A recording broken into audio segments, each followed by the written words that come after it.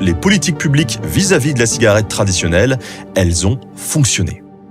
En 2024, il y avait plus que 18% de fumeurs quotidiens en France. Alors, c'est toujours trop, mais ça baisse beaucoup. Et ce que vous savez peut-être pas, c'est que les plus gros fabricants de vape, c'est majoritairement ceux qui fabriquent aussi les cigarettes traditionnelles. C'est des grosses boîtes qui ont un objectif, comme dans n'importe quel secteur, faire de l'argent. Alors, en perdant des parts de marché du côté de la cigarette, ils ont dû trouver un autre produit. Et ce produit, c'est la vape. Officiellement, ils disent que c'est pour aider à arrêter de fumer, et que c'est un moindre mal, puisque c'est 95% moins dangereux que la clope. Problème, ce chiffre de 95%, il sort d'une étude qui a été financée par eux-mêmes. En fait, le véritable objectif des industries du tabac, c'est de conserver leur part du gâteau. Le chiffre d'affaires global du marché de la vape, c'est quand même 1,57 milliard d'euros en France. Alors, ils proposent ce nouveau produit qui repose sur un truc, la dépendance à la nicotine. Parce qu'un client dépendant, c'est un client qui revient. Mais comme beaucoup de grosses entreprises, ils peuvent pas se contenter de ça. Non, eux, ils veulent plus de gâteaux.